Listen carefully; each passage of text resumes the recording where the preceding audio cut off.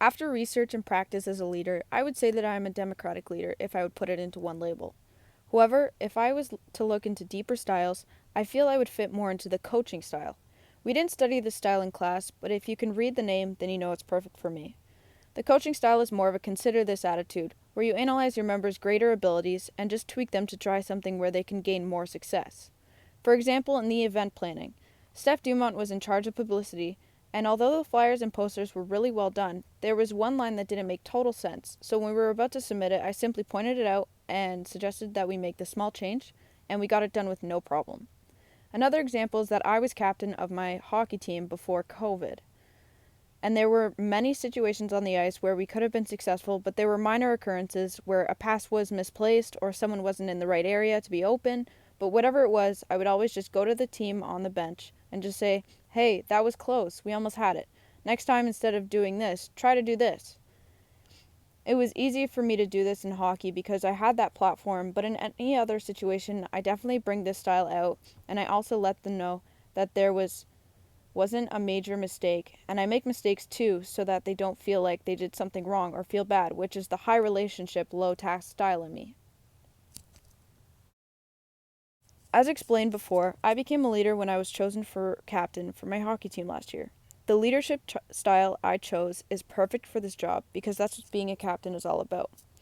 Boosting your players' abilities and morale using high relationship, low task tactics.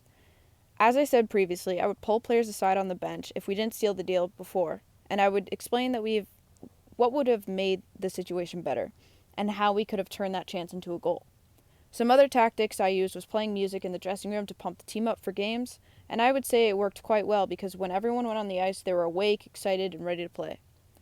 I also took on the role of giving announcements to the team from the coach, like when to go warm up, when to be at games and tournaments, etc.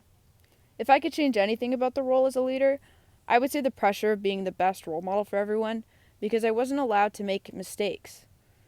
I had the coaches, players, and parents' eyes on me, and if I made a mistake like a stupid penalty or missed a goal, then it would be on me, and I couldn't get angry about it as well. But with the other players, they don't expect as much, so it was very difficult. Overall, it was fun to be that sort of leader, as I had never been one before, and I enjoyed being a role model for my teammates. In one of our first classes, Brisson explained communication barriers in a way that I will never forget, thanks to Cam and Brad. What we were supposed to do was have one person facing away from the board, and they had to draw an image that was only explained to them from the person across from them looking at the board. For the first part, we weren't allowed to ask questions to make sure we were drawing correctly. We just had to draw what we thought they were talking about. For the second part, then we could ask questions, and it was a bit easier, but still difficult.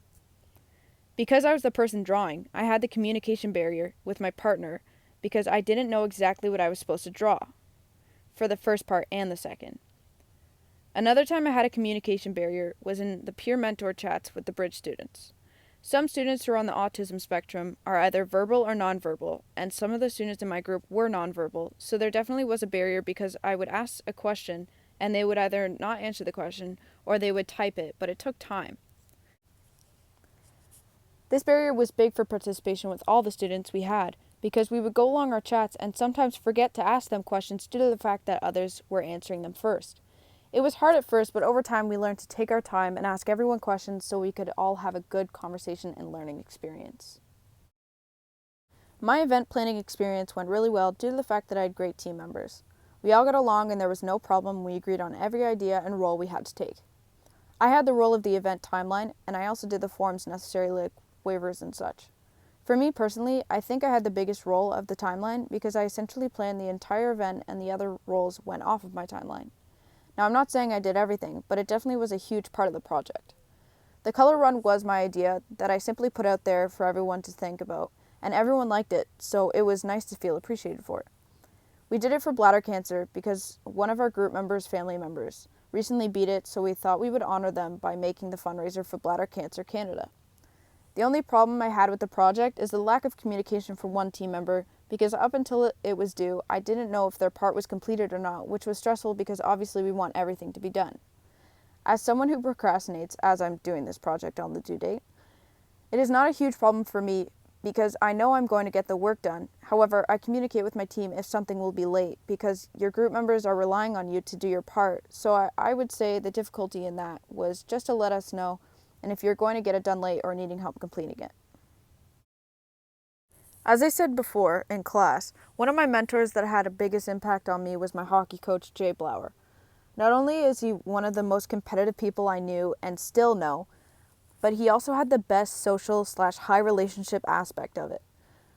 I could always tell when he was pissed off about a call or a play because he wouldn't say anything, he would just pace and hide his mouth behind his line cards. Every period intermission, we would go to the bench and he never had a bad thing to say. It was always, good, great period. I mean, you guys clearly are taking care of it, so I have no problems with anything. One thing I would say is, and then ... And then he would go on and simply explain a minor change in the certain angle of a play, and we would go out, get it done, which created goals, wins, and medals. Outside of hockey, he was the most caring, funny guy you'll ever meet. If you need a ride to a game or a practice, he's there. If you haven't eaten and you're with him, he's got you. If you don't have a room for away tournaments, he welcomes you with open arms. I could go to him with any problem I had, whether it was about hockey or not. That's why he had the biggest impact on me, and I now use his tactics that he has shown me. This course was an excellent course for me. I think it was probably the perfect course I could take because it is all about everything I love. A couple of things that I loved was I loved how we used a lot of hockey examples, and I could understand it better because we used hockey, and that's all I talk about. Another thing is I loved working with the bridge students because I've worked with them previously, so it was nice to see them every day and get to talk to them all the time. Couple things I would change would be I would have liked to dive deeper into different coaching styles throughout professional sports like hockey, soccer, anything. Another thing would be I would have liked to plan something like a fun day for the whole school to participate in at the end of the year like we used to do in elementary school because I remember doing those and I used to love them and I feel like planning one of those would be definitely beneficial for this course. So, sir, that was my RST project. Hope you liked it. I just want to say thank you a lot for teaching this course. I don't think I could have had a better person to teach this course just by the fact that, you know your stuff. I hope I get to make fun of you in the halls next semester. Hope you're doing well. See you later.